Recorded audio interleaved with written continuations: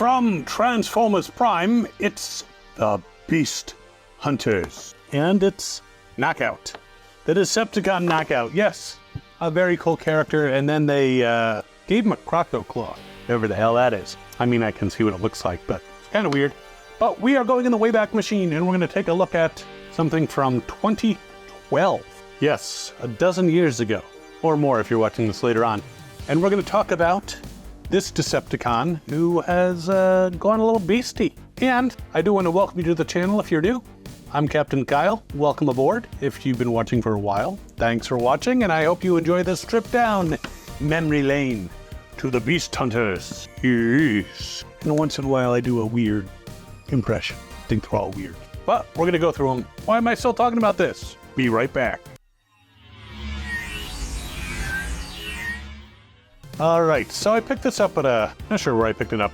It might have been a toy show, might have been a toy store. I don't remember. It's hard to keep track of where I get all this stuff from. But Prime came out during my hiatus of buying Transformers. See, for those who are new to the channel, at one point I was a completist. I had everything. I had all the G1 from the US. I had all the G2 from the US. I had all the Beast Wars. I had various European ones. I had both G1 and G2.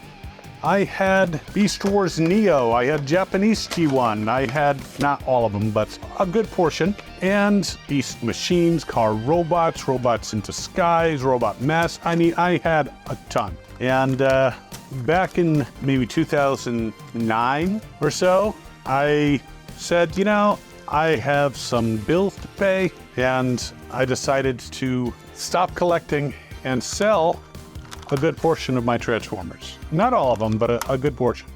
I had a lot of the classics in the universe that I kept, but Prime came out during the time when I said, I'm not collecting anymore. So I missed out on a lot of figures. So some of these are very new to me. I did watch the show, but I didn't collect these until much more recently. So I'm playing a little catch up, and if you like going back to older figures, then this is a bonus for you and me. Now these paper strings are kind of a pain, but we got Knockout out. And this is his Crocto claw. Woohoo! And these are his instructions. Now way back then, they didn't have the shitty pieces of paper. They just had the warnings on here that the ages 5+, intermediate level 2. I understand there's a non-Beast Hunters version of this toy. I think I might have the Energon version of it somewhere, which I haven't broken out yet. I'll have to do a review on that. But he doesn't have the Crocto claw in that version. Well, let's take a look and see how this Crocto claw actually works. It's probably pretty simple to figure out, but... So the Crocto claw, which is attached like so, you pop off the handle and you can put it into his hand, and then he can use it kind of like a flail with teeth. And it looks like it separates out a bit, clamps onto things. Definitely an interesting weapon. Though there is some artwork on the front that shows him holding it almost like a gun. It's not actually showing me in the instructions how that's supposed to be accomplished. Maybe it does have a handle right here, so he can hold it like a gun, kind of. Why he would do that? I don't know. Does it shoot out stuff? Could it be a flamethrower? I mean, it's more of a crocodile than a dragon, but you know, could it spit out swamp water? Give people swamp ass? Well, let's put the claw aside for a moment and take a look at this figure. He's pretty cool looking. Interesting color scheme, the maroon and the green with the yellow. A little more colorful than you'd normally expect of a Decepticon, because he is a Decepticon. Not that I'm seeing any symbol anywhere on him that would indicate he's a Decepticon. Is he a Decepticon in disguise? Definitely more than meets the eyes. Well, let's take a look at his posability. Now, can he do a full Jean-Claude Van Damme? I'm gonna say no. Got ball joints on his hips, and the knees are set up so he can't really do a full split like that. He's definitely got some curves I haven't seen since Transformers Animated. And he, yes, can kick forward somewhat. Back kick is much better. Side kick is okay. Use both if you want to kick someone in the face. Does not appear to have any twisting at the waist. Does not appear to have any type of ankle swivel, but the toes are somewhat movable, so you can still put him in some dynamic poses. It's just his heels are not firmly on the ground for that. So no twisting at the waist is a little disappointing. Arms can go all the way around. Oh, he does have knees. Bends quite well at the knee. And he's got a spike there. If he could actually, you know, jump up, knee someone in the face, That would hurt. And he's got swivels all the way around. The arms can go all the way around. He does have elbow joints somewhat, but because of the windows here, it blocks it from bending very far at all. He can go off to the side. He's got these interesting shoulder pads. It's not the 80s, dude. The fist can, or hand, which is open, can spin. The head, actually, his chin is making it difficult. I don't think you can turn his head all the way around. I could probably force it, but it might pop off his head. But he can turn his head a bit. He can move it side to side, back and forth, but he can pretty much, he has a more human range of motion, though a little bit more limited. I do like the design. It does have the wheels that are evident on his legs and on his shoulders, but he still looks like a cool looking Decepticon. I'm not super happy about the way this detaches because it kind of clips on with a pressure clip and that could break after a while, but I'll be careful as I can be. And he can Crocto somebody. It's great for purse snatching.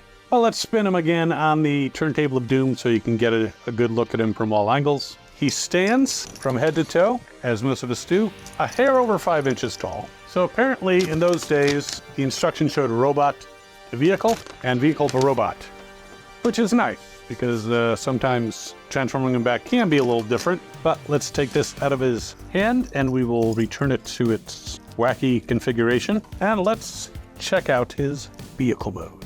But before we do that, there's always something else. You can put his Crocto claw on his back with that post, so he doesn't have to carry it around all the time. Now, one thing I just found while transforming him is he's got a little elastic here that keeps his head from going too much forward. So be aware of that if you get one in package, because otherwise it's going to be difficult to transform him. So there is Knockout in his vehicle mode, and I have to say, these Prime Transformers, very clever transformations. I am actually quite impressed with the complexity. It took a little while. The instructions kind of suck. And the reason for that is because it's kind of like a finagle situation, so you got to turn and twist in certain ways that it's very difficult to show on paper. But I managed to figure it out. Now, apparently the Crocto claw itself attaches by the claw has like a tail on the vehicle. That part I'm not thrilled about. I mean, the Beast Hunters, they had the reason for doing Beast Hunters, but I do have to say some of the accoutrement for some of the Beast Hunters, not the best. I'm actually going to not leave it on during the roll test, which the roll test is not bad. You pretty much go straight.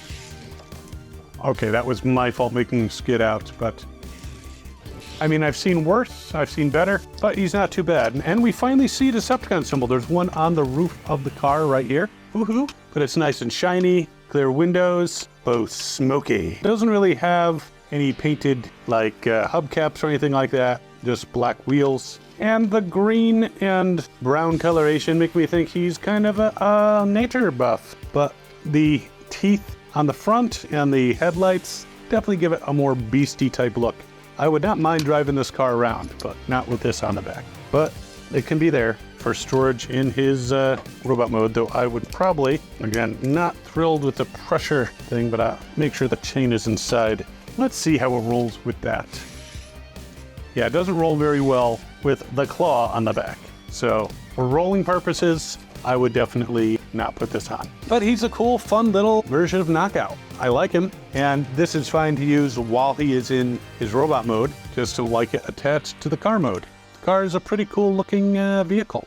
Got the little gator type accoutrement on the top. Now I guess we could put that on there, but it looks ugly. We turn it around, doesn't look quite as ugly, so that's another possibility for bringing around his Crocto claw. I guess he's more of a crocodile than an alligator, because, you know, croc. But I like him, and definitely gonna go in a place of honor in my collection as soon as I finish reorganizing it so I can show you guys everything eventually. But I'll put a link in the description. You'll probably have to get this off eBay, but I'll put a nice link in there. If you use that link, it helps support the channel, which I appreciate so much. And of course, if you find them in a local toy store, please support your local toy stores. They need love too. And while you're mulling this guy over, you can take a look at another video over here, which is actually from Prime. It is Arachnid, which is a very cool Gina Torres voiced character on the show and kind of mean. Again, if you're enjoying, feel free to subscribe, We'll see you next time. As always, have fun and good hunting.